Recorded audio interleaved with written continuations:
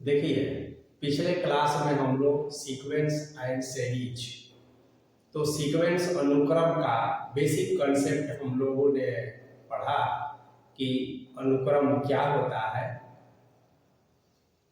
आज हम लोग सीक्वेंस, जिसे प्रोग्रेशन भी कहा जाता है, फिर भी सीक्वेंस और प्रोग्रेशन में थोड़ा फर्क है। सभी सीक्वेंस प्रोग्रेशन नहीं हो सकता है और सभी प्रोग्रेशन सीक्वेंस हो सकते हैं। इस पर काफ़ी हम लोग चर्चा कर चुके हैं। जैसे मान लिया जाए कि हम लिखते हैं कि 2, 3, 5, 7, 13, 17, 11, तो ये हमने लिखा है, तो ये प्राइम नंबर्स है। 11 के बाद 13, 13 के बाद 17 और 17 के बाद फिर जो है 19। तो इस तरह से आप इसको आगे बढ़ा सकते हैं। तो यह एक सीक्वेंस होगा, लेकिन यह प्रोग्रेशन नहीं है। प्रोग्रेशन में किसी एक डेफिनिट रूल का पालन होता है और प्रोग्रेशन का जो nth टर्म है उसको भी आसानी से फाइंड किया जा सकता है। तो वो प्रोग्रेशन हो गया, सीक्वेंस ही प्रोग्रेशन हो गया। यहाँ nth टर्म क्या है ये थोड़ा निकालना मुश्किल है, लेकिन यदि हम यहाँ 2, 4, 6, 8, 10, 12 कह दे तो यहाँ nth टर्म निकालना आसान है। 2n where n यानी नेचुरल नंबर। तो यह सीक्वेंस के साथ साथ प्रोग्रेशन भी है, लेकिन यह सीक्वेंस तो है, प्रोग्रेशन नहीं है। तो बेसिकली सीक्वेंस और प्रोग्रेशन सेम है। थोड़ा अंतर यह है कि all sequence are not progression but all progression are sequence. अब प्रोग्रेशन में हम लोग कई तरह के प्रोग्रेशन के बारे में पढ़ेंगे, तो जिसमें सबसे पहले अरिथमेटिक प्रोग्रेशन के बारे में हम लोग देखेंगे कि अरिथमेटिक प्रोग्रेशन क्या होता है।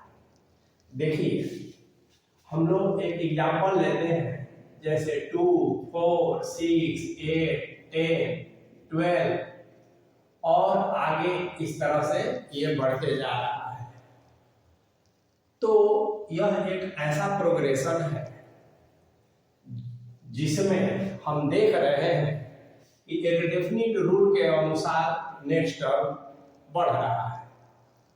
तो यदि हम यह जानना चाहें कि what is the next term 12 के बाद, तो आप देख रहे हैं 2, 2, 2, 2, 2 प्लस होते जा रहा है।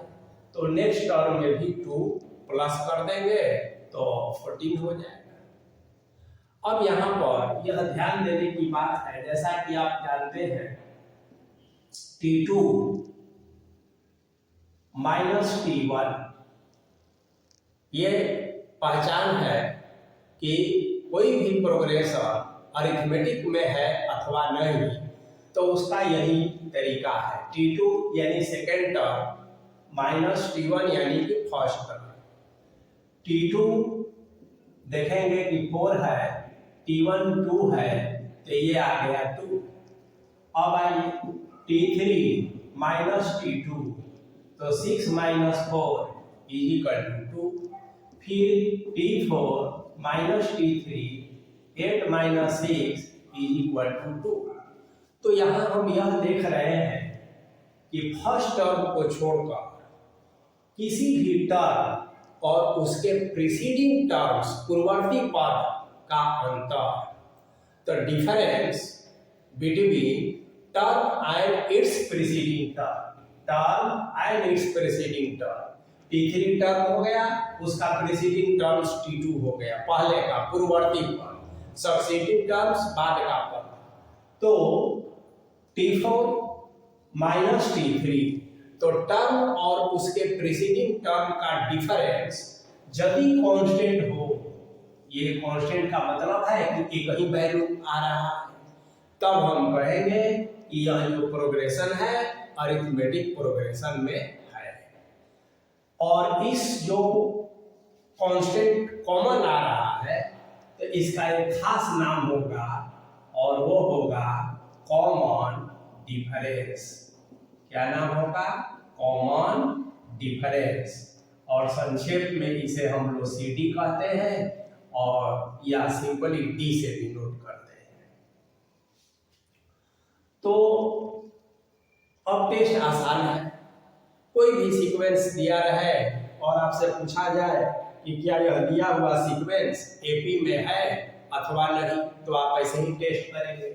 जैसे एक एग्जांपल लेते हैं, आप लोग देखिए, log A है by log A square by B, A square by B है, log A cube by B square है, log A4 by B cube है और डॉट डॉट डॉट।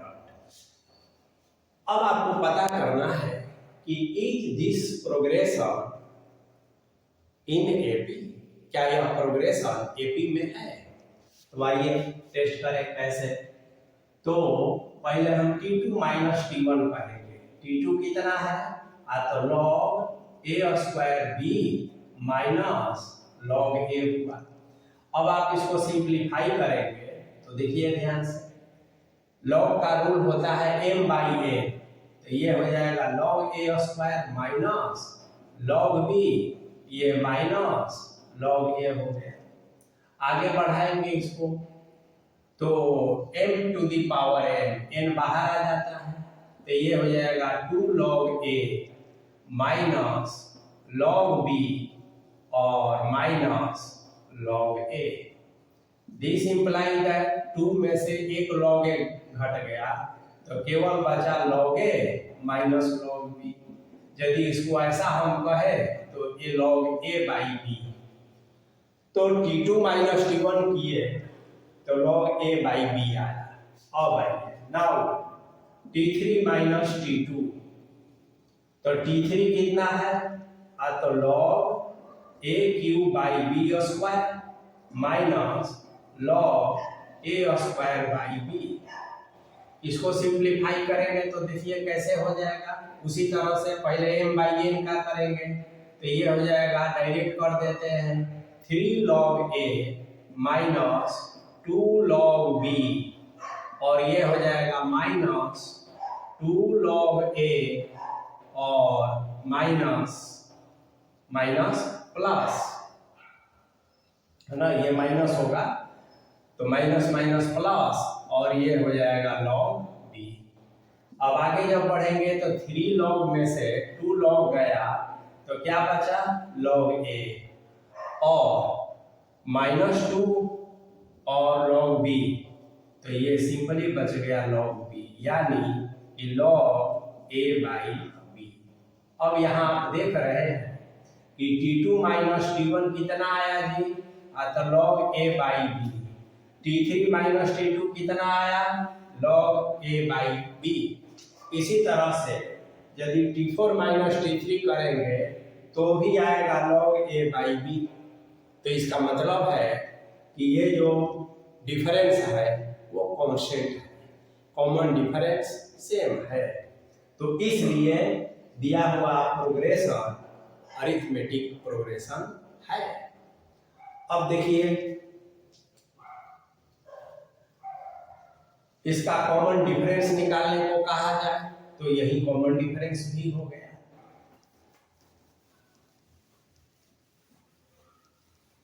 तो एपी की पहचान क्या है ये क्लियर हो जाए। अब जैसा कि आप जानते हैं कि अरिथमेटिक प्रोग्रेशन में nth टर्म को पता करना आसान होता है। तो जैसे मान लिया जाए, देखिए so that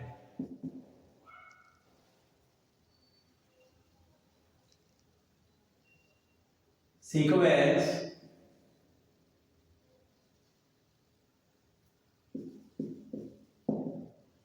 defined by Tn is equal to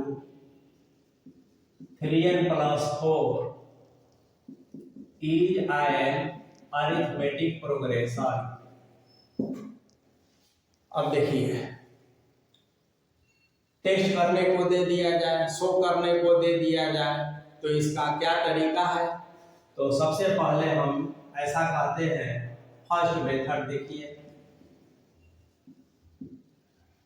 n का मान आप put in n is equal to 1 2 3 4 and so on. Natural value बारी बारी से रखेंगे तो देखिए t1 बराबर हो जाएगा 3 इंटू 1 प्लस 4 यानी 7, t2 हो जाएगा 3 इंटू 2 प्लस 4 यानी कि 10, t3 हो जाएगा 3 into 3 plus 4 is equal to 13, t4 हो जाएगा 3 इंटू 4 प्लस 4 यानी कि 16। तो हमारा यह जो nth टर्म है जिस सीक्वेंस का, वो कैसा आ रहा है? तो 7 10 30 60। तो क्या यह एपी में है? यस, 3 का अंतर है, कॉमन डिफरेंस 3 है और यह एपी में है। तो पहला तरीका ये हो गया टेस्ट करने का। और दूसरा तरीका जो इंटेलिजेंट तरीका है, सेकेंड मेथड में से इसको हम देखेंगे, टेस्ट करेंगे। तो इसको भी आइए देखा जाए। देखिए, इसको नंबर 1 मान लेते हैं। अब लिखेंगे n is replace by n-1। Arithmetic progression का जो पहचान है, आप जानते हैं कि टर्म और उसके प्रीसीडिंग टर्म का डिफरेंस। तो यदि n एक टर्म हुआ तो उसका प्रीसीडिंग टर्म n-1 हुआ। इसीलिए tn जब दिया है तो जहां जहां n है उसको हम लोग n-1 से रिप्लेस कर देंगे। तो सीधा लिखेंगे tn-1 3n-1 प्लस 4, आगे हो जाएगा 3n-3 प्लस 4, आगे हो जाएगा 3n प्लस 1। तो ये tn-1 इतना आ गया। नाउ जानते हैं आप tn-1 यानी कि टर्म और उसके प्रीसीडिंग टर्म का डिफरेंस। तो देखिए tn कितना है? 3n प्लस 4 है, माइनस tn-1 कितना आया है? तो ये 3n प्लस 1 हो गया। अब आप इसको सिंप्लीफाई कीजिए, 3n plus 4 minus 3n minus 1, ये 3n कैंसिल, 4 में से 1 गया, ये 3। अब यहाँ पर आप लिखेंगे कि which is independent from n, so the given sequence is in AP। यह अरिथमेटिक प्रोग्रेशन में है। देखिए, अगर 3 के साथ n भी रहता, n कैंसिल नहीं होता, तो फिर वह एपी में नहीं होता। तो अब nth टर्म चाहे जो भी दिया रहे, अब देखिए n में यह एक लीनियर एक्सप्रेशन है। जनरली ये लीनियर एक्सप्रेशन अरिथमेटिक प्रोग्रेशन हो ही जाता है। कुछ स्पेशल केस बनाया गया है तो आपको टेस्ट करके देखना। अब अगर n में यह क्वाड्रेटिक हो, nth टर्म कुछ भी हो सकता है, तो आप क्वाड्रेटिक का फिर टेस्ट करेंगे। अगर उसमें से n खत्म हो गया तो कहेंगे कि एपी में है, और यदि कहीं ना कहीं किसी न किसी रूप में n रह गया तो कहेंगे कि एपी में नहीं है। और इसमें कॉमन डिफरेंस भी पूछता है, तो जब इंडिपेंडेंट फ्रॉम n हो जाएगा तो जो कांस्टेंट है वही कॉमन डिफरेंस हो जाता है। चलिए अब देखिए,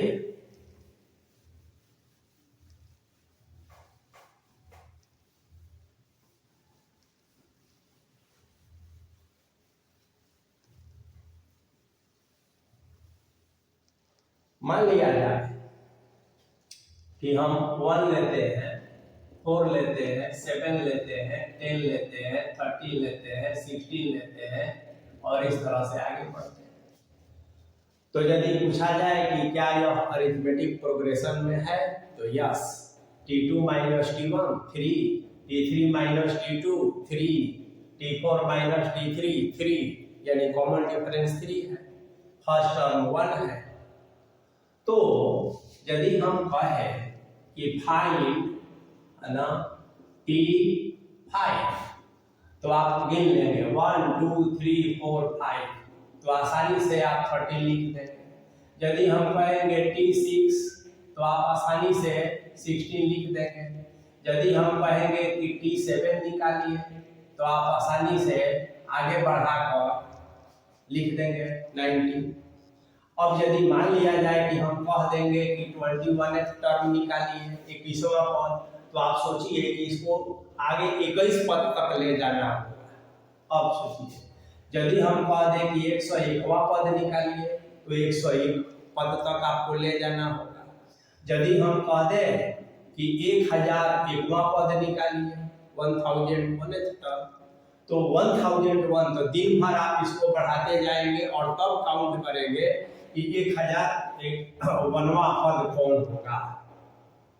तो इसी तरह के प्रश्न समस्या के समाधान के लिए एक पैटर्न डेवलप किया जाता है और उस पैटर्न के द्वारा बाद में एक फार्मूला भी डेवलप किया जाएगा जो किसी भी अरिथमेटिक, न सिर्फ इस अरिथमेटिक, बहुत सारे अरिथमेटिक प्रोग्रेशंस होंगे, तो किसी भी अरिथमेटिक प्रोग्रेशन का nth टर्म का वो फार्मूला होता है। तो पहले हम लोग इसका nth टर्म देखेंगे और तब उसको जनरलाइज करेंगे। तो जैसे मान लिया जाए, देखिए पैटर्न कैसे डेवलप होता है ये हम लोग को सीखना है।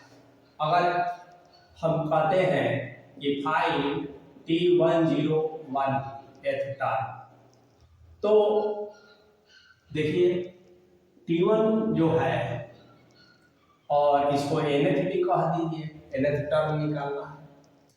तो T1 जो है 1 दिया हुआ है, इस 1 को हम क्या लिख सकते हैं अपने से, देखिए 1 प्लस 1 माइनस 1 और यहाँ लिख देंगे 3। अब आप पूछेंगे कि ऐसा क्यों हम लिखें, तो पहले बात देखिए 1 माइनस 1 0 होता है, 0 में 3 से गुना करेंगे तो 0 होगा, और 0 में 1 जोड़ेंगे तो 1 होगा, तो कोई फर्क नहीं पड़ा। आइए T2 देखिए, T2 आपका 4 है, तो हम यहाँ 1 लिखें प्लस यहाँ 2 माइनस 1 इंटू 3 कहते हैं, तो देखिए क्या हुआ, 2 माइनस 1 हुआ, 1 में 3 से मल्टीप्लाई किए 3 हुआ और 1 जोड़ दिए तो 4 आ गया। इसको ऐसा हम लिख सकते हैं। और T3 देखिए, T3 है 7, तो 1 प्लस 3 माइनस 1 इंटू 3 कह देंगे, 6 प्लस 1 7 हो गया।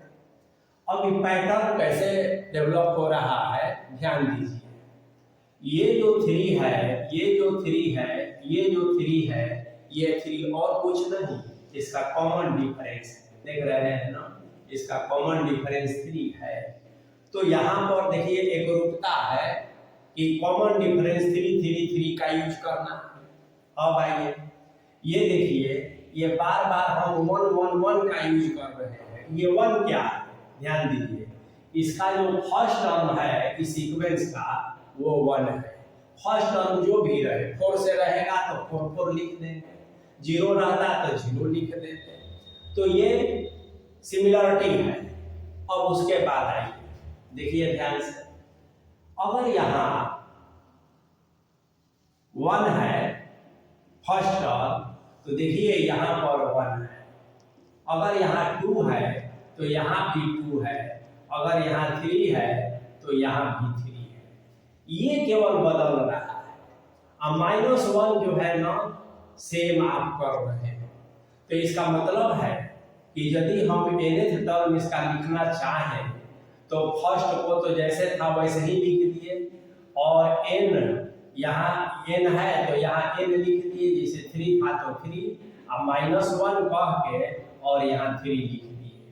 तो इस सीक्वेंस का nth टर्म क्या हुआ, तो 1 + n-1 × 3।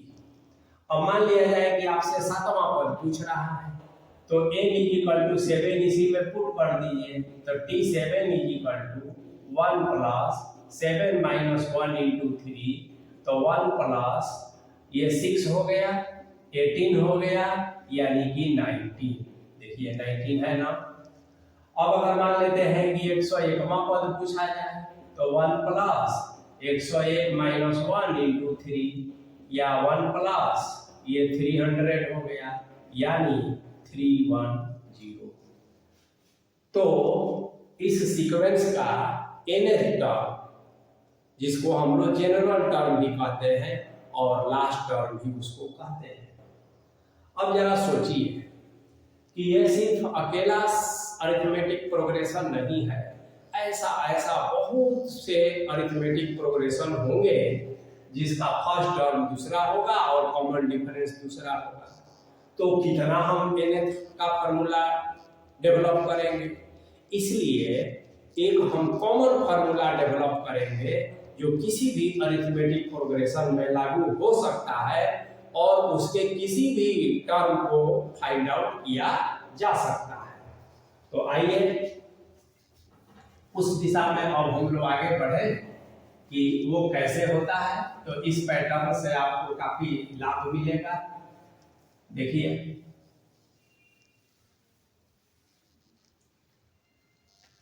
To find nth term, या इसको कहते हैं जनरल टर्म, या इसको कहते हैं last term of ILAP, AP यानी अरिथमेटिक प्रोग्रेशन। तो देखिए कैसे इसको हम डेवलप करते हैं। कोई ना कोई तो फर्स्ट टर्म होगा AP का, तो late A be the first term and D be the कुछ ना कुछ कॉमन डिफरेंस होगा, D be the common difference CD of ILAP। मान लिया कि AP का फर्स्ट टर्म है। अब देखिए पैटर्न कैसे डेवलप होगा। हियर T1, तो पहला पद तो A ही है। अब इस A को हम लिखते हैं A + 1 - 1 और यहाँ D कह देते हैं। T2, तो यहाँ A ही लिखेंगे, यहाँ 2 - 1 और यहाँ D कह देंगे। T3, तो A ही लिखेंगे, 3 - 1 और D कह देंगे।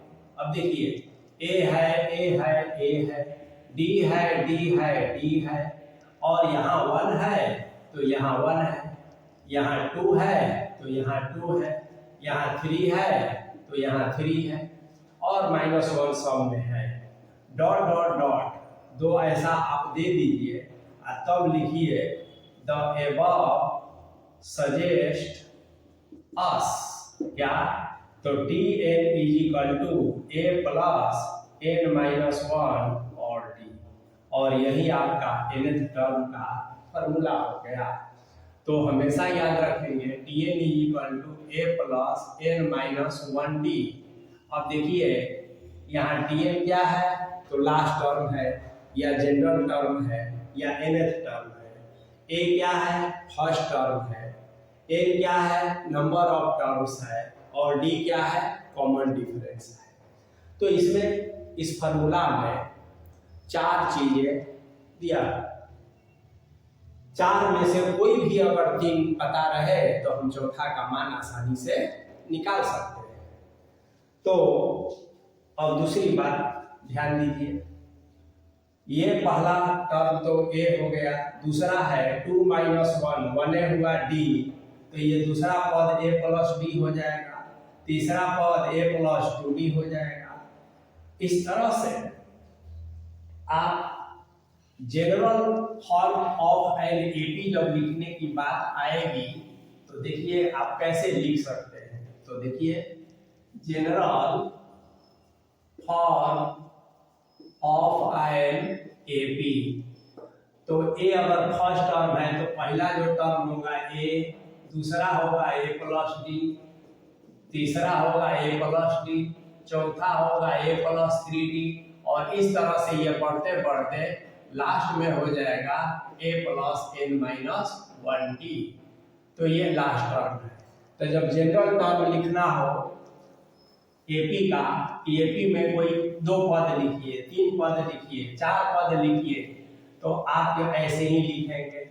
कभी कभी सवाल ऐसा होता है कि पूछा जाएगा कि ए और डी मैंने फर्स्ट टर्म और कॉमन डिफरेंस निकालिए और साथ में एपी को लिखिए। तो एपी को इसी रूप में लिखा जाता है, ए प्लस डी, ए प्लस 2d, ए प्लस 3d और लास्ट में ए प्लस n माइनस 1d। अब देखिए इसके आधार पर हम लोग कई तरह के प्रॉब्लम्स को देखेंगे।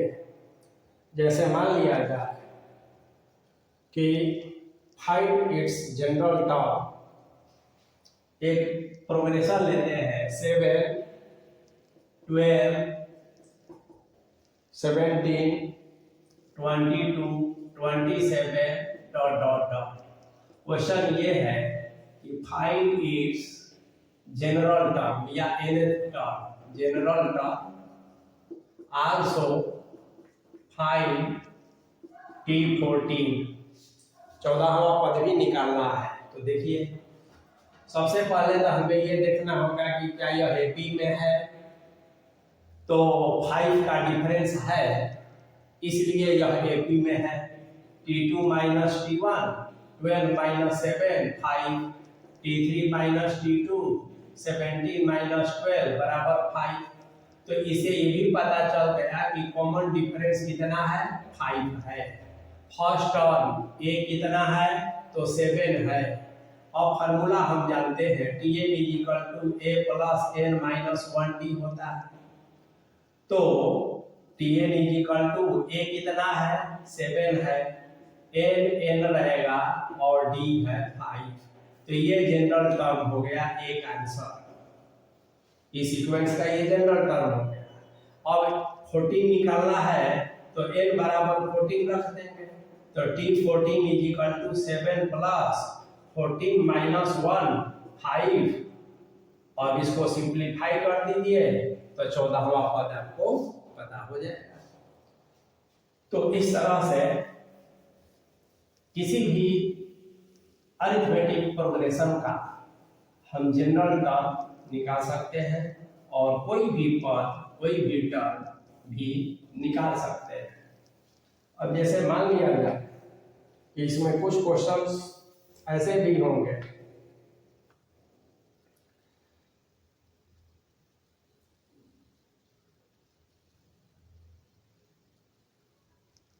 देखिए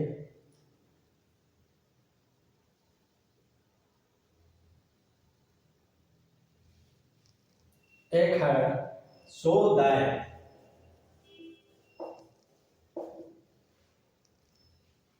-11 -7 -3 1 5 और डॉट डॉट आगे बढ़ गई है और 161 कह दीजिए इज एन एपी। पहले तो इसको दिखाना है कि यह एपी में है। और दूसरा क्वेश्चन पूछ रहा है how many terms does it है, माने इसमें कुल कितने पद हैं। तो देखिए सबसे पहले तो हम T2 माइनस T1 कहेंगे, तो -7 -11 प्लस 11 यानी कि 4। अब आइए T3 माइनस T2 कहेंगे, तो -3 प्लस 7 यानी कि 4। अब आप देख रहे हैं फिर T4 माइनस T3 कहेंगे, T4 है 1 -3 1 + 3 यानी कि 4। तो आप देख रहे हैं कि कॉमन डिफरेंस 4 आ रहा है, तो कांस्टेंट है, इसका मतलब है कि यह एपी में है। तो आप कहेंगे कि yes the given sequence is in AP. ये पहला क्वेश्चन का आंसर हो गया। अब पूछ रहा है कि ये लास्ट टर्म भी इसमें दे दिया है, ये प्रोग्रेशन जो है ऐसे जा रहा है और लास्ट टर्म 161 है। तो आपसे पूछा जा रहा है कि इसमें कुल कितने पद हैं। तो देखिए इसको 161 तक लगातार आप पढ़ाएंगे तब पद गिनेंगे, तो वैसा नहीं करना है। देखिए यहाँ a -11 है, d 4 है, tn 161 है, तो n 8। तो अब फॉर्मूला होता है tn a + n - 1d। अब जो है देखिए ध्यान से 161 हो गया, a -11 हो गया, n तो na रह गया और d का मान 4 है। तो क्या दिक्कत है, इसमें केवल n का वैल्यू आपको निकाल लेना है। तो ये 161 + 11 पहले कर दीजिए n - 1 4 कर दीजिए। दिस इंप्लाई दैट तो n - 1 ये 2 हो गया, ये 7 हो गया और ये 1 हो गया, अब बाई ये 4 हो गया। दिस इंप्लाई दैट n - 1 ये 4 हो जाएगा 16, i हो जाएगा 3, इसलिए n 44। यानी कि इसमें कितने टर्म्स है, तो 44 टर्म्स है। यही आपका आंसर हो गया। तो ऐसे सवाल अलग अलग, कभी डी पूछेगा, a tn और n दिया रहेगा, कभी a पूछ लेगा, तो 4 में से कोई भी 3 दिया रहेगा और चौथा आपसे पूछा जा सकता है। तो फॉर्मूला का यूज करके और ऐसे ढेर सारे क्वेश्चंस को आपको बनाना चाहिए। एक दूसरे तरह का सवाल लेते हैं। देखिए ईच 390 a term of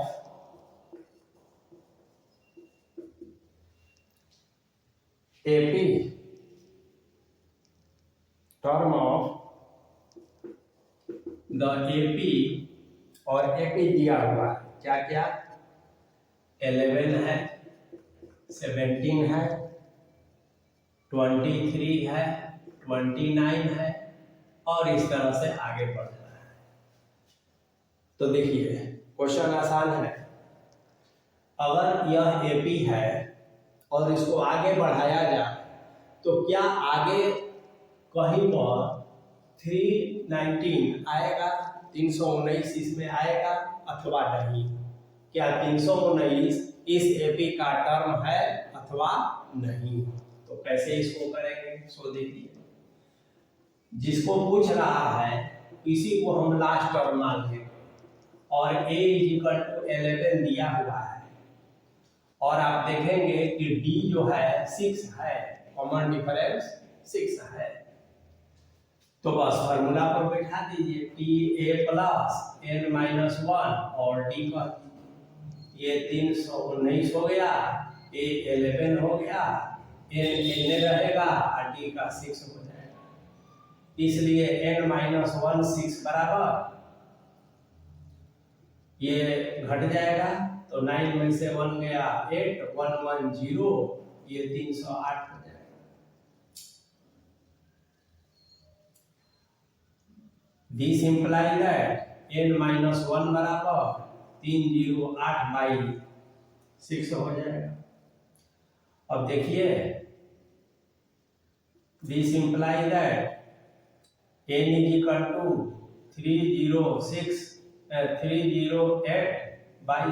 +1 हो जाएगा। इसको और सिंप्लीफाई कीजिए, 6 हो गया, 308 + 6 हो गया, यानी 314 हो गया बाई 6 हो गया। अब आप देखेंगे कि n का जो वैल्यू है तो यह नेचुरल आ रहा है अथवा नहीं, तो कैंसिल होगा नहीं होगा। 6 पाँचे 30, 1 और 14 हो जाएगा तो कैंसिल नहीं होता है, यानी कि इसका फ्रैक्शनल वैल्यू आएगा। तो n फ्रैक्शन में नहीं आ सकता है। n जब आएगा तो नेचुरल नंबर आना चाहिए।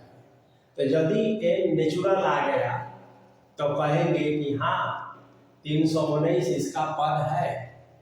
यदि n का वैल्यू फ्रैक्शन में आ गया, डेसिमल में आ गया, नेचुरल नहीं आया, तो कहेंगे कि नहीं 319 जो है इस सीक्वेंस का, इस प्रोग्रेशन का पद नहीं है। तो ये तरीका है इसको बनाने का। चलिए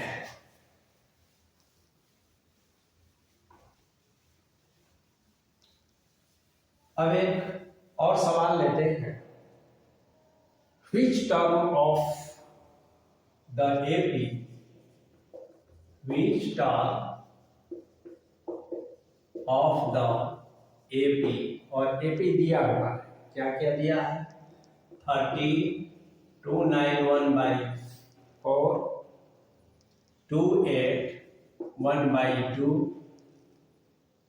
27, 3/4 and so on।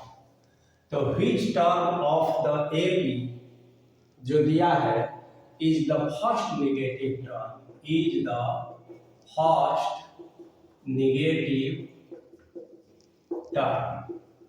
अब इसका मतलब समझिए, यह AP में है और यह डिक्रीज हो रहा है, तो ये घटते घटते घटते 0 होगा या नहीं, फिर नेगेटिव आ जाएगा। तो पहला नेगेटिव टर्म इसका क्या होगा, कौन है, यही आपसे पूछा जा रहा है। अभी देखने से लग रहा है कि क्या यह एपी में है अथवा नहीं। तो आप टेस्ट करना जानते हैं, आसानी से टेस्ट करके आप कह सकते हैं और इसका कॉमन डिफरेंस भी निकाल सकते हैं। देखिए, तो T2 माइनस T1 कहेंगे तो 291/4 माइनस 30 कह देंगे। और देखिए ये हो जाएगा 36, 1 37 के साथ 3 और 12 और 3 15/4 माइनस 30 ऐसा हो गया। अब इसको सिंप्लीफाई कर लीजिए, 157 माइनस 120 बाई हो गया 4। इसका मतलब हुआ कि 7 3/4, तो 37/4 ठीक है। देखिए ये गलती हो गया, 9 के 36 1 37 के साथ 3 4 दूनी 8 3 11, ये 117 होगा, ये 117 होगा। तब ये जो है -3/4 हो गया। अब देखिए यदि आप T3 माइनस T2 कहेंगे ना तो ये भी -3/4 आएगा, यानी कि इस सीक्वेंस का फर्स्ट टर्म निकल गया 30, इसका डी निकल गया -3/4, डिक्रीजिंग है तो माइनस में ही डी आएगा। और ये दो चीजें केवल मालूम है और पूछा जा रहा है कि कौन सा टर्म जो है फर्स्ट नेगेटिव टर्म है। तो आइए देखा जाए। अब इसको फर्स्ट नेगेटिव का मतलब क्या है पहले ये समझिए। तो Tn जो है 0 नहीं होगा, 0 से छोटा होगा तभी ना नेगेटिव होगा।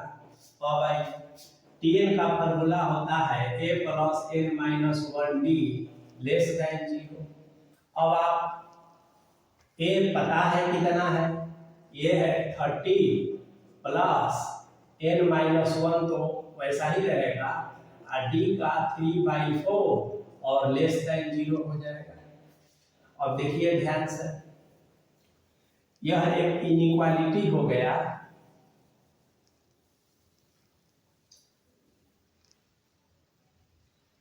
और इनइक्वालिटी को सॉल्व करना आप अच्छी तरह से जानते हैं।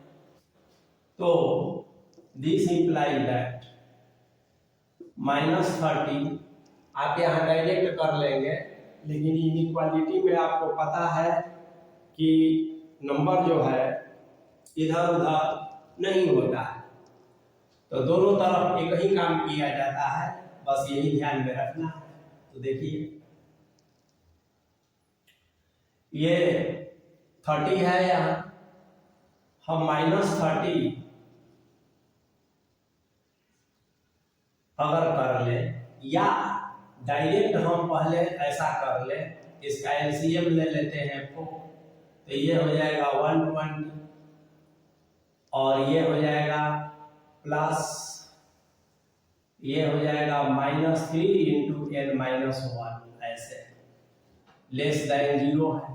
दिस इंप्लाई दैट 120 ये हो जाएगा -3n माइनस माइनस +3/4 और ऐसे हो जाएगा।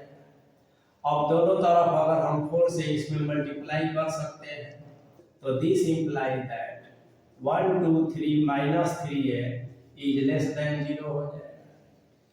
अब देखिए this imply that 1 2 3 -3n + 3n कह दे और 0 + 3n कह दे, ये 3n कैंसिल, तो 1 2 3 हो गया लेस देन ये 3n हो गया। अब देखिए हम ऐसा कह सकते हैं 3n is greater than 1 2 3, this imply that n is greater than 1 2 3/3, तो इसका मतलब है n इज ग्रेटर देन ये और ये 41। तो देखिए नेगेटिव के लिए tn लेस देन 0 होना चाहिए था, और n आ गया 41 से बड़ा। अगर 41.2 भी रहता उससे बड़ा, तो जस्ट देखा जाता कि उसके बाद नेचुरल नंबर कौन है। तो देखिए 41 से बड़ा नेचुरल नंबर कौन होता है, तो 42 होता है। तो आप कहेंगे कि हेंस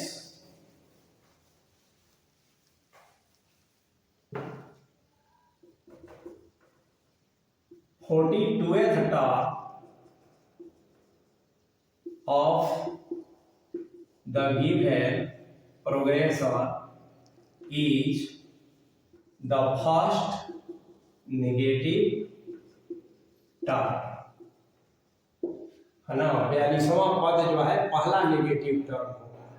अब 42वां पद है कितना, तो देखिए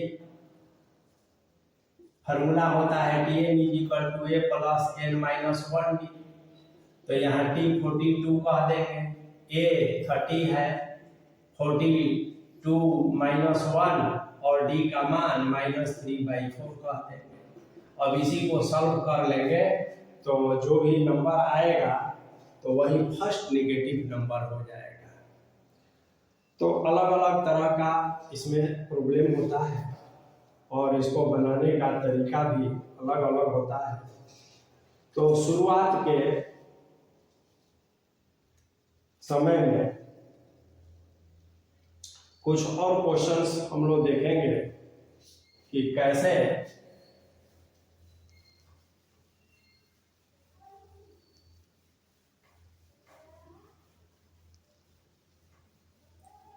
किसी एपी का फर्स्ट टर्म और कॉमन डिफरेंस नहीं दिया है, लेकिन उसके कोई 2 टर्म को दिया गया है, तो आपसे कहा जाता है कि वो एपी आप निकालिए।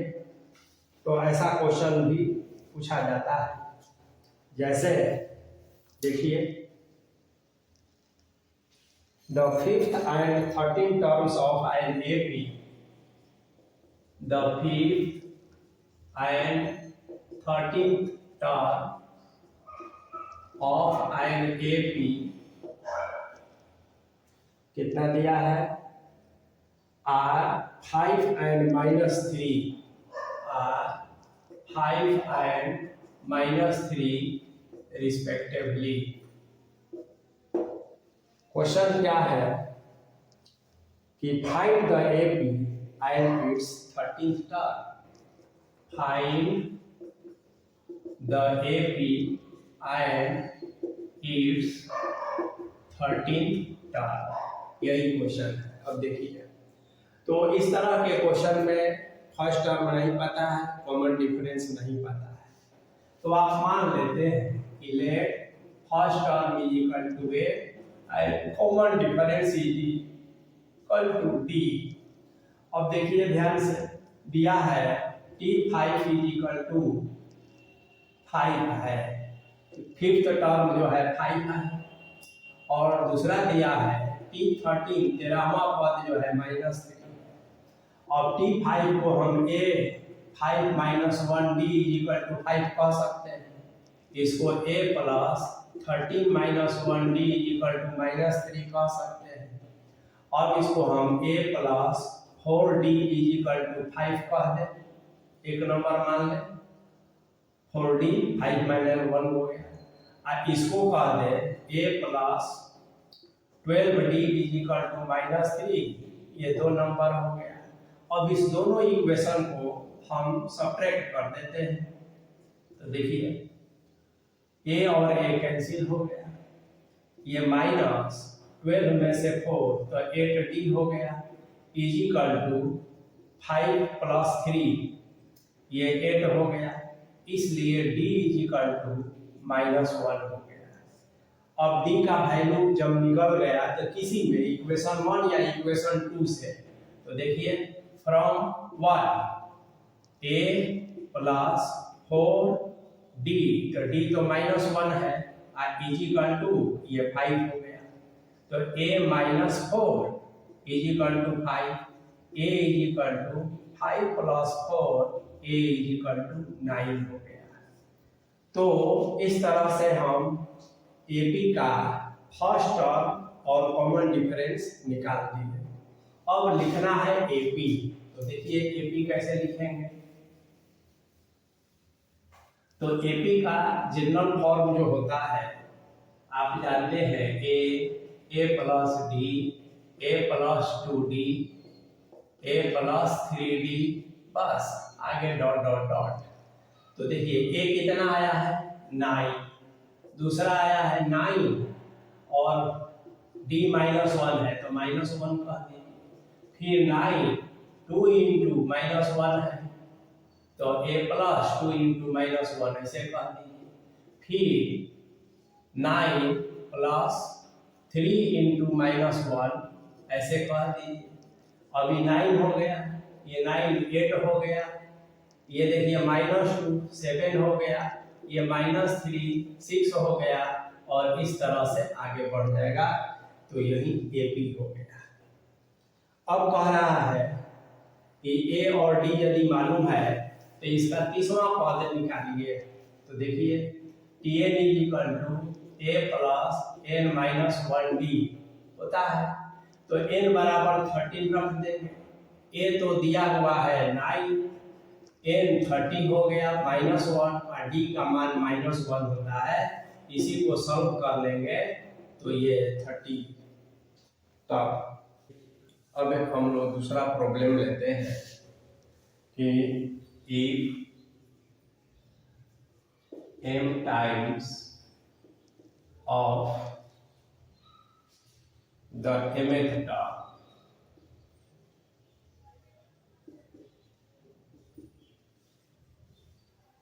ठीक है of an AP is equal to n times of the nth term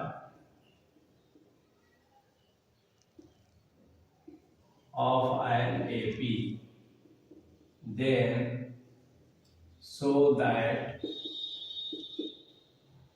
m plus nth term is 0। तो इस तरह के सवाल में फर्स्ट टर्म और कॉमन डिफरेंस हम मान लेते हैं। तो let first term is equal to a and common difference is equal to d, ऐसा। और बाई क्वेश्चन दिया है m times of mth term बराबर है n times of nth term. This implies that m रखेंगे tm a plus m minus 1d होता है, ऐसे is equal to a plus n minus 1d लिख देंगे। दिस इंप्लाइज दैट ma और m square minus md हो गया। इधर बुला लेते हैं na और plus minus n square minus n और ये d इज इक्वल टू 0। तो ब्रैकेट को तोड़ दिए और दोनों को एक तरफ बुला लिए टर्म। दिस इंप्लाई दैट, देखिए यहाँ m माइनस n a हो जाएगा कॉमन, प्लस यहाँ देखिए m square minus n square एक साथ, plus minus m minus n एक साथ, और यहाँ d कहकर 0 कर देंगे। अब m माइनस n से डिवाइड कर दिया जाए तो ये केवल a हो गया। यहाँ देखिए m minus n into m plus n, तो m माइनस n से डिवाइड कर दिए तो ये हो जाएगा m प्लस n, यहाँ माइनस 1 हो जाएगा और यहाँ d इज इक्वल टू 0 हो जाएगा। यदि आप ध्यान से देखेंगे तो यही जो है tm प्लस nth टर्म हुआ a plus m plus n minus 1d, तो tm plus 1 is equal to 0 और ये हो गया हमारा रूट। तो इस तरह से हम अरिथमेटिक प्रोग्रेशन में nth टर्म से रिलेटेड क्वेश्चंस को सॉल्व करते हैं। अब एक दूसरा सवाल हम लोग लेते हैं। If PA, QA and rth terms of an AP be A, B and C respectively, ठीक है। So that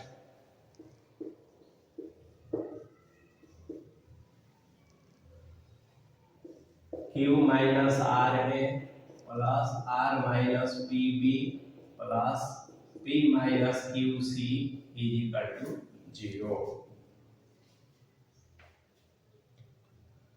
तो देखिए let first term is equal to a and common difference, तो देखिए पहले से भी इसमें a है तो फर्स्ट टर्म को x मान लेते हैं और कॉमन डिफरेंस को हम d ही लेते हैं। तो पहले मान लेते हैं इसको। अब क्वेश्चन में दिया है कि TP a है, TQ B है और TR C है, rth टर्म C है। तो TP का हो गया a plus P minus 1D, तो a तो फर्स्ट टर्म है x माने है इज इक्वल टू a हो गया। ये हो जाएगा x plus Q minus 1D is equal to B, ये हो गया x plus R minus 1D is equal to C। ये इक्वेशन 1 कह दीजिए, इक्वेशन 2 कह दीजिए, ये इक्वेशन 3 कह दीजिए। तो 1, 2 और 3 ऐसा हम लोग कर लेंगे। अब देखिए हमें Q माइनस R चाहिए, कई तरीका से इसे बना सकते हैं। फिर हमें r माइनस पी, फिर हमें p माइनस क्यू। तो q और r ये जहां तक बात है, तो देखिए q यहाँ है, r यहाँ है। तो यदि हम इक्वेशन 2 में से इक्वेशन 3 को माइनस कर दें तो देखिए क्या बचता है। तो x plus Q minus 1d minus x minus r minus 1d, ठीक है, इज इक्वल टू यहाँ b माइनस c हो गया। अब देखिए दिस इंप्लाइज है x और x तो कैंसिल हो गया, d और d कॉमन होगा, तो ये हो जाएगा q minus 1 minus r plus 1 d is equal to b minus c। तो -1 प्लस 1 कैंसिल हो गया, तो ये q माइनस r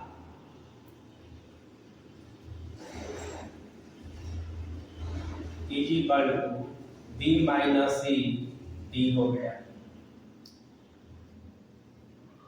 तो अब देखिए ध्यान से, यहाँ q माइनस r का वैल्यू इसमें पुट कर देंगे, उसी तरह से सिमिलरली कर देंगे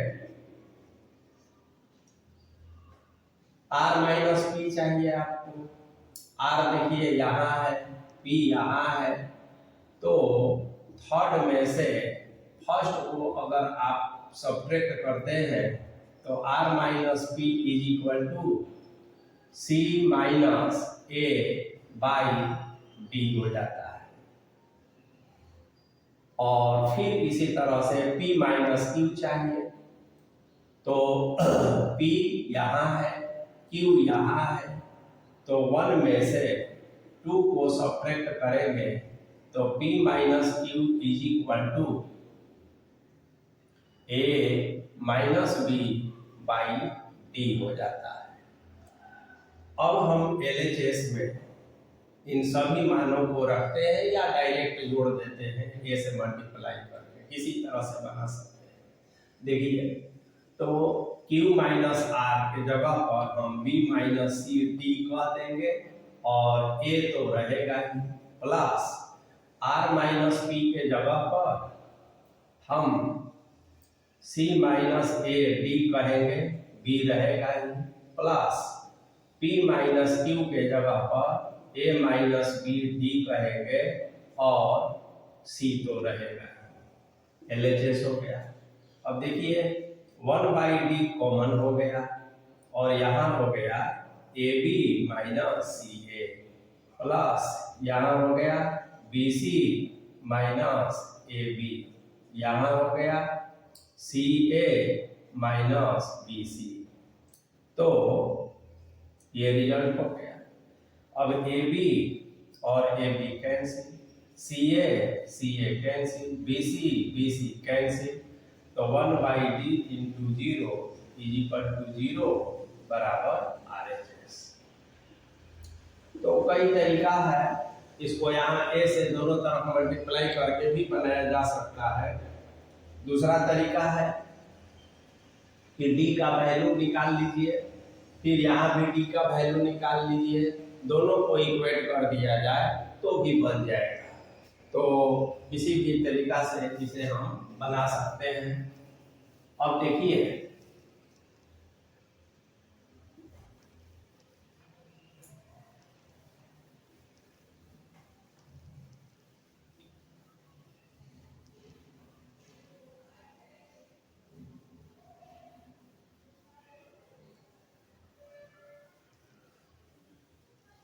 हम nth टर्म निकालना AP का सीखे और उसके लिए जो इम्पोर्टेंट रिजल्ट होता है, फॉर्मूला होता है, उसको भी हम लोगों ने देखा है। अब जैसे मान लीजिए कि टू फाइंड nth टर्म, ये आप जानते हैं, लेकिन यदि हम ये कह दें to find nth term from the end of IMAP, अंत से nवां पद का फॉर्मूला। शुरू से nth टर्म का formula a plus n minus 1d होता है, जहां a फर्स्ट टर्म होता है। अब इसमें क्या होता है कि जो लास्ट टर्म है l जिसे कहते हैं, tn कहते हैं, तो ये a plus n minus 1d होता है।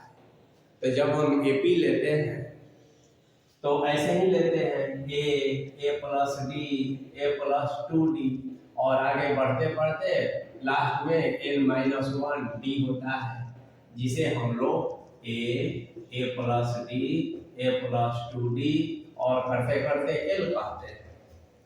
अब यदि आप ऐसा देखें कि यदि लास्ट टर्म में यहाँ l है तो इसके जस्ट पहले l माइनस d होगा, इसके जस्ट पहले l माइनस 2d होगा, इसके जस्ट पहले l माइनस 3d होगा। अब इस तरह से ये चलते चलते और यहाँ पर बाद में a हो जाता है, इधर से बढ़ता इधर से घटता। तो लास्ट टर्म से nवां पद का फॉर्मूला हमें प्राप्त करना है। तो बहुत आसान है। देखिए, जैसे वहां पर हम लोग एक पैटर्न जो है डेवलप किए थे और उस पैटर्न से nth टर्म लिख दिए थे, ठीक उसी तरह से हम सबसे लास्ट टर्म के बारे में जब लिखेंगे तो सबसे लास्ट टर्म जो है हमारा l है। उसके बाद सेकेंड टर्म जो हम लिखेंगे तो देखिए लास्ट टर्म, ऐसे इसको डेवलप करेंगे, लास्ट टर्म यानी कि l। अब l को आप कैसे लिख सकते हैं ये देखना है। तो देखिए l माइनस 1 माइनस 1d। अब देखिए ध्यान से, 1 माइनस 1 0 होता है, और l में से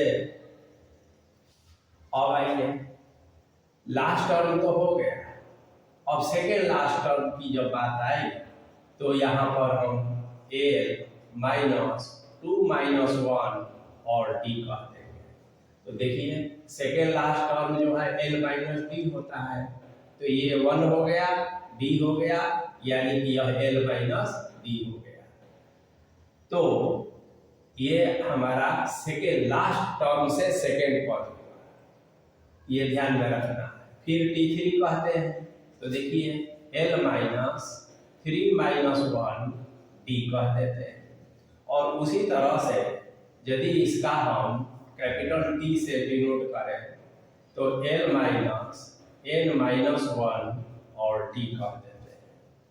तो l minus n minus 1d यह nth टर्म का फॉर्मूला हो गया, nth टर्म फ्रॉम लास्ट। तो यदि आपसे पूछा जाए कि किसी AP का अंत से nवां पद क्या होगा, तो आप कहेंगे Tn फ्रॉम इंड। तो l minus n minus 1d, बस ये फॉर्मूला को ध्यान में रखना है।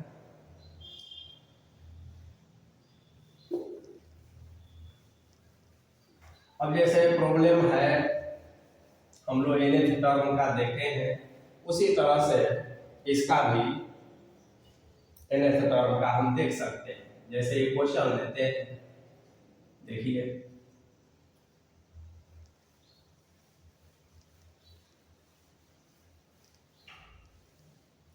फाइंड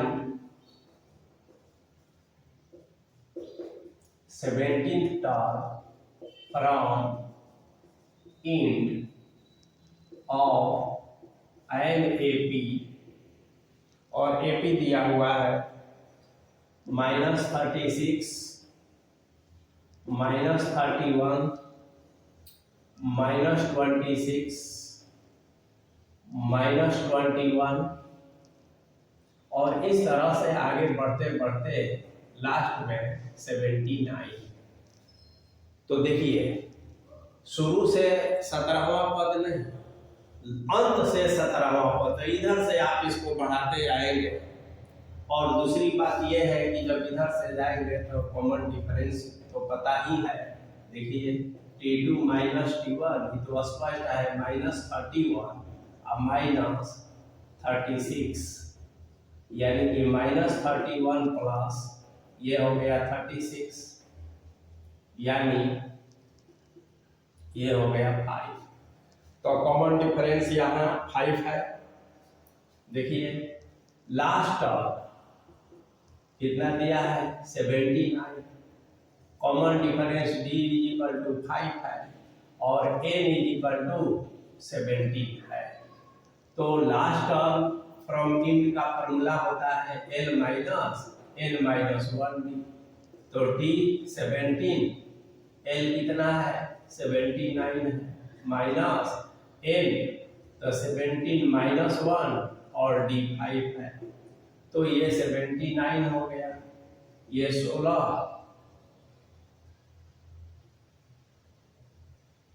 माइनस ये 80 हो गया, यानी -1 हो गया। तो इस तरह से अंत से 17वां पद -1।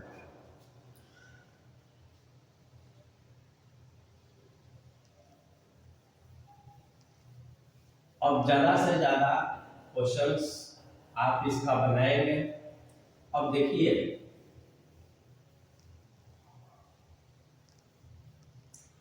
कुछ क्वेश्चंस ऐसा होता है एपी में कि दिया रहेगा, इसमें ज्यादा से ज्यादा क्वेश्चन आप लोग बनाएंगे। देखिए द सम ऑफ 3 नंबर्स, ये क्वेश्चन लेते हैं the sum of 3 numbers in AP be 24 and their product is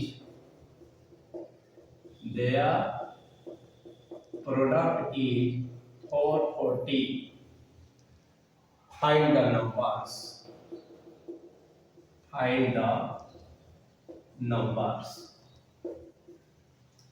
अब देखिए इस तरह का प्रॉब्लम जब हो तो एपी में 3 नंबर जब हम लेने की बात हो तो देखिए ए प्लस डी और ए प्लस 2D, ये 3 नंबर आप ले सकते हैं। यह एपी में है, जनरल फॉर्म आपको पता है। अब क्वेश्चन के अनुसार ध्यान दीजिए, sum of 3 numbers in AP be 24। तो by question A plus D plus A plus 2D = हो गया 24, यानी कि 3A प्लस 3D हो गया 24। इसको एक नंबर मान लेते हैं। अब आगे कहता है एंड देयर प्रोडक्ट इज 440। तो A into A plus D into A plus 2D = 440। अब इसको नंबर 2 मान लेते हैं। अब यही एक और 2 को सॉल्व करेंगे तो हमें A और D का अलग अलग मान मिलेगा और यह जो है मल्टीप्लाई होगा।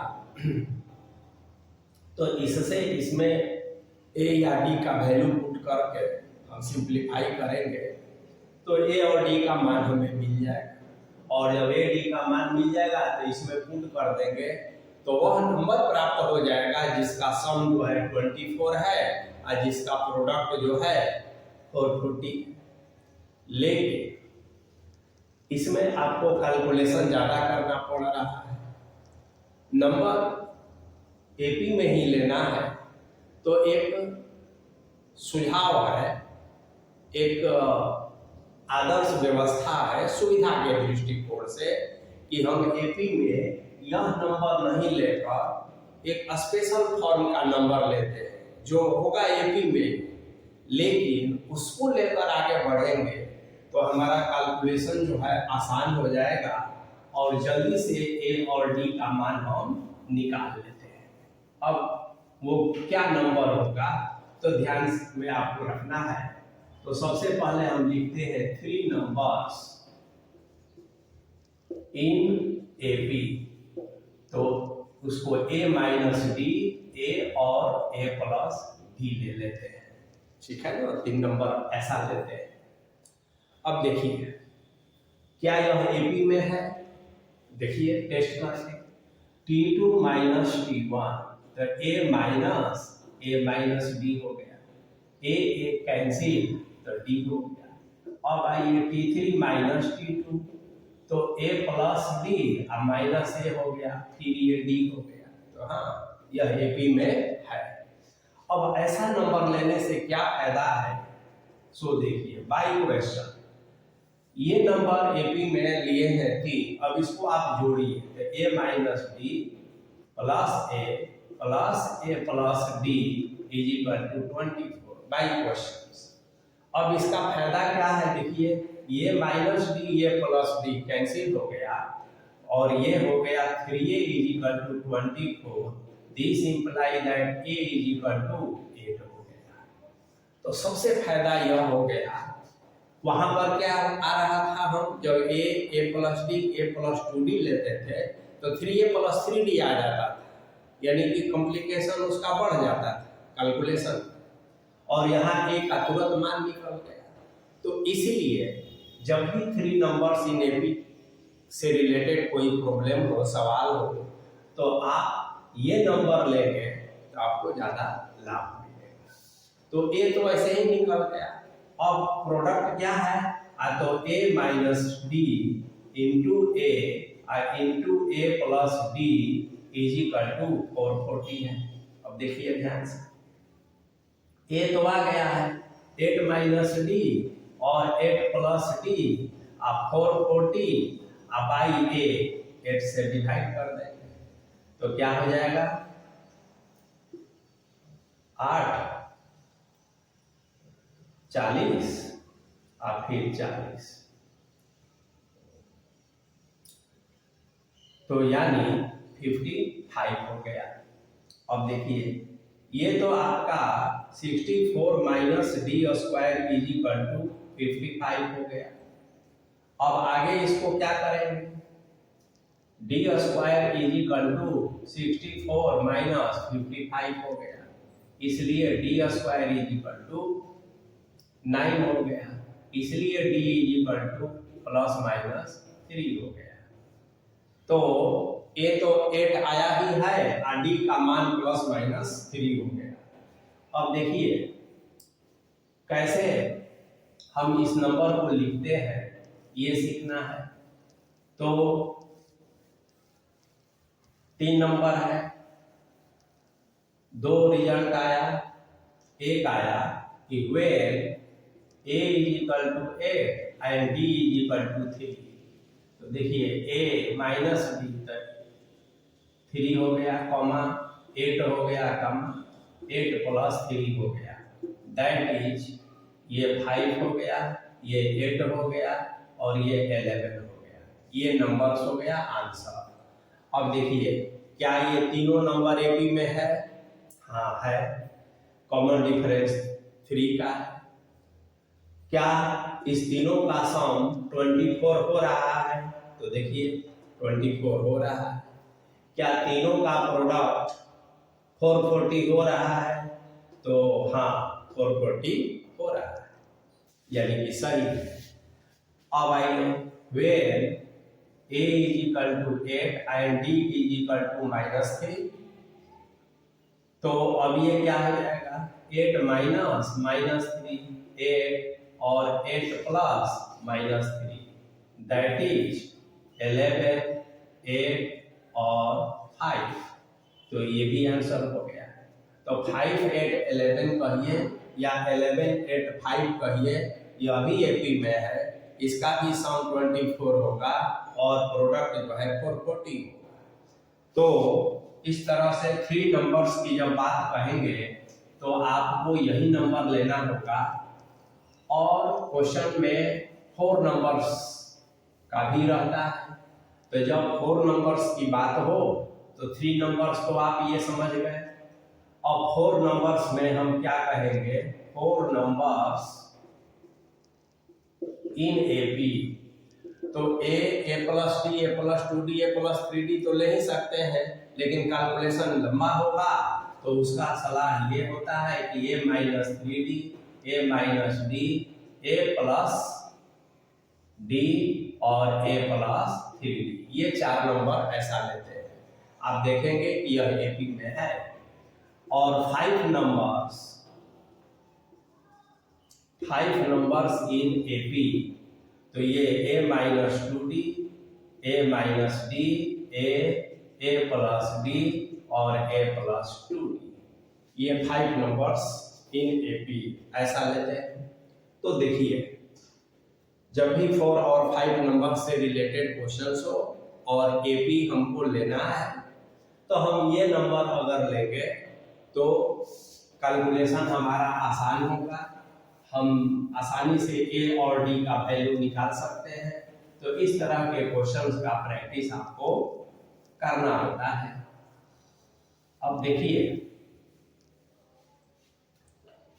कुछ और क्वेश्चंस हम लोग देख सकते हैं।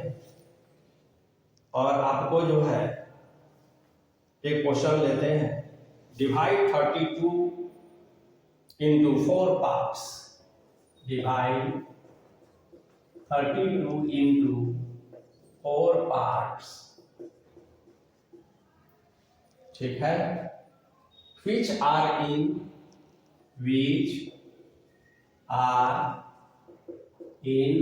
an AP, 4 भाग में बांटना है 32 को, जो एपी में होना चाहिए।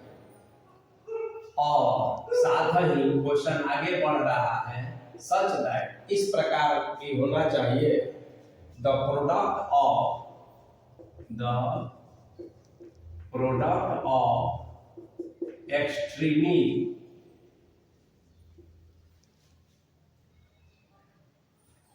Is to the product of means product of means as 7:50। अब क्वेश्चन समझते हैं। पहले हम 32 को 4 पार्ट में डिवाइड करते हैं जो एपी में होना चाहिए। तो 4 नंबर्स इन एपी, आप a माइनस 3d लीजिए, a माइनस डी लीजिए, a प्लस डी लीजिए, a प्लस 3d लीजिए, ये 4 नंबर है एपी का। तो 32 को ही हम डिवाइड किए हैं 4 पार्ट में, तो इसका मतलब है कि इसका सम 32 होना चाहिए। तो by question a minus 3d plus a minus D plus a plus D plus a plus 3d, ये क्वेश्चन हो गया, इज इक्वल टू, ये 32 हुआ, ये 3d कैंसिल, d और d कैंसिल, तो 4a इज इक्वल टू 32, इसलिए a इज इक्वल टू 8 हो गया। तो देखें a का मान आसानी से निकल गया। अब क्वेश्चन कह रहा है कि ऐसा है कि प्रोडक्ट ऑफ एक्सट्रीमीज, तो एक्सट्रीमीज का मतलब होता है किनारा, अंत वाला, ये और ये एक्सट्रीमीज होता है, इसको हम लोग मीन्स कहते हैं। तो कह रहा है कि प्रोडक्ट ऑफ एक्सट्रीमीज का मतलब है a minus 3d into a plus 3d, और प्रोडक्ट ऑफ मीन्स, तो मीन्स बीच वाला हो गया, a माइनस d और a plus d as a ratio 7:50। तो बस अब a का मान आपका निकला हुआ है, a का वैल्यू इसमें रख दीजिए और इसको कैलकुलेशन कर लीजिए, तो आपका d का वैल्यू निकल जाएगा। और जब d का वैल्यू निकल गया, a का वैल्यू निकल गया, तो ये जो सजेस्टेड नंबर लिए हैं इसी में a और d का मान रख दीजिए, तो क्वेश्चन आपका बन जाता है।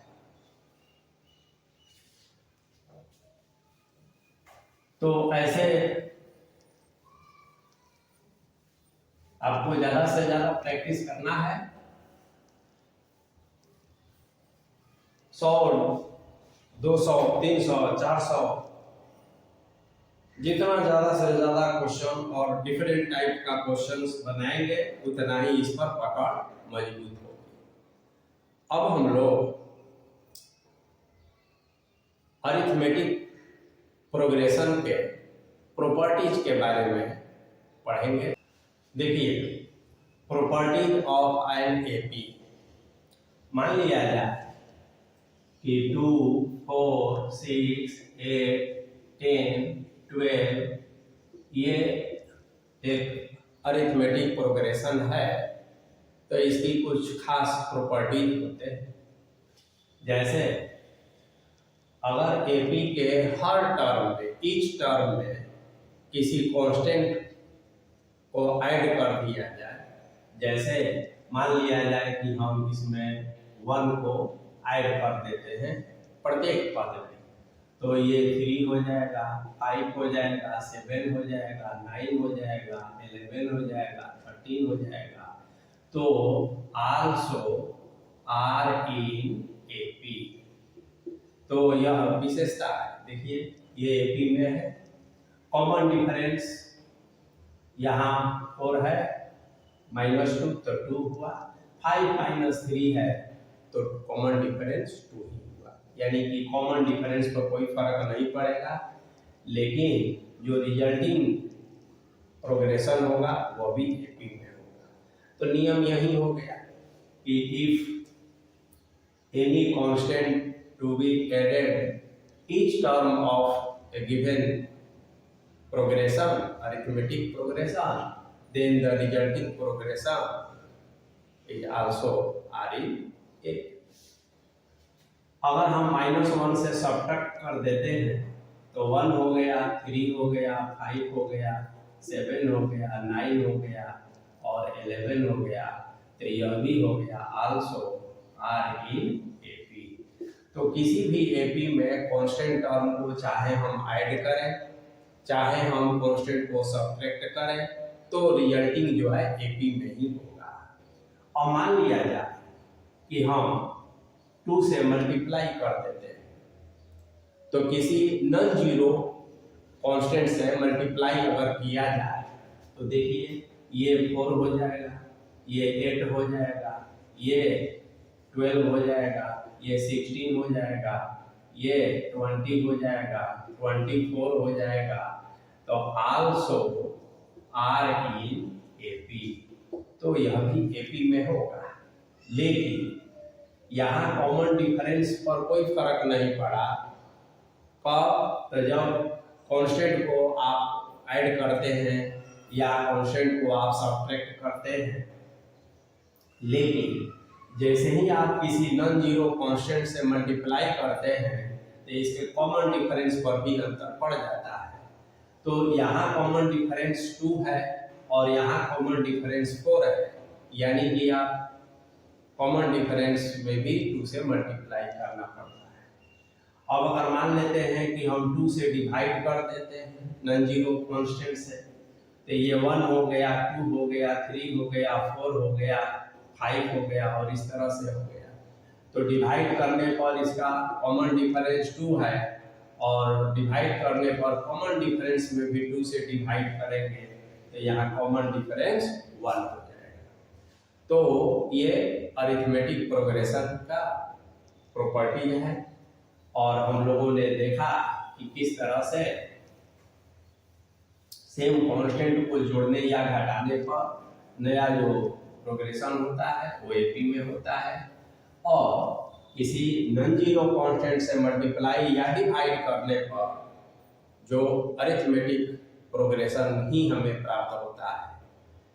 अंतर इतना है, एडिशन और सब्ट्रैक्शन करने पर कॉमन डिफरेंस में कोई फर्क नहीं पड़ता है, लेकिन मल्टीप्लाई और डिवीजन करने पर उसके नया और पुराना एपी के कॉमन डिफरेंस में अंतर हो जाता है। अब जैसे मान लिया जाए कि if A B C are in AP, then prove that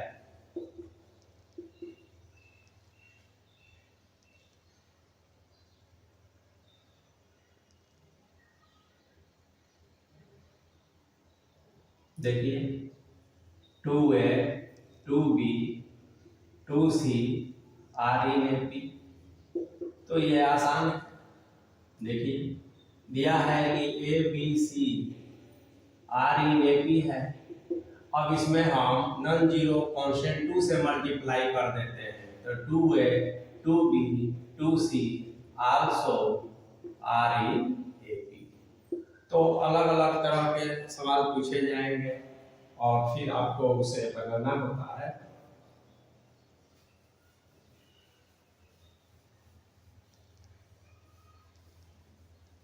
अब देखिए मान लिया जाए कि हम ए बी और सी ये 3 एपी में दिया है, तो एपी में ले लिए। अब सब में हम सब्ट्रैक्ट करते हैं, क्या ए माइनस ए प्लस बी प्लस सी, बी माइनस ए प्लस बी प्लस सी और सी माइनस ए प्लस बी प्लस सी, ऐसा तो हम सब्ट्रैक्ट कर सकते हैं। तो इसका मतलब है कि also are in A P, ये हम प्रॉपर्टी से जानते हैं। अब देखिए a माइनस ए कैंसिल हो गया, तो यहाँ क्या हो गया माइनस बी प्लस सी हो जाएगा, और यहाँ b कैंसिल हो गया तो माइनस सी प्लस ए हो जाएगा, यहाँ c कैंसिल हो गया तो माइनस ए प्लस बी हो जाएगा, also are in A P.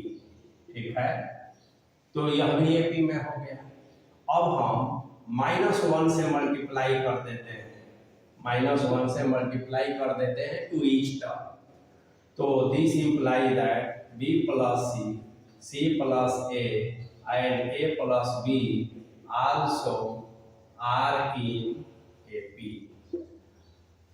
तो यदि अब आपसे क्वेश्चन में ये पूछा जाए कि if A B C are in A P then show that b plus C, c plus A and a plus b also are in A P. अब ये क्वेश्चन हो गया। क्वेश्चन भी आप अपने से बना सकते हैं यदि आप रूल्स जानते हैं, मेथड्स जानते हैं, कंसेप्ट आपका क्लियर है। तो A B C are in A P then prove that b plus C, c plus A और a plus b also are in A P. कैसे बनाएंगे, तो लिखेंगे कि since A B C are in A P, अब a plus B plus C को हम subtract कर देते हैं ईच टर्म में, ऐसा प्रॉपर्टी के तहत अलाउ है। तो फिर इसको कैलकुलेशन करते हैं तो यह भी एपी में होगा। फिर -1 से मल्टीप्लाई कर सकते हैं ईच टर्म में, एपी में ही होता है। तो हमें b plus C, c plus A और a plus B are in A P आ गया। तो इसका प्रैक्टिस कुछ कर लेंगे आप लोग। अब नेक्स्ट क्लास में हम लोग अरिथमेटिक प्रोग्रेशन में आगे n टर्म्स का सम कैसे निकाला जाए। अगर कोई अरिथमेटिक सीरीज दिया हुआ है तो उसके n पदों का सम कैसे निकालेंगे, इसके बारे में सीखेंगे और ढेर सारे क्वेश्चंस का प्रैक्टिस करेंगे। तब तक इतना आप लोग बनाते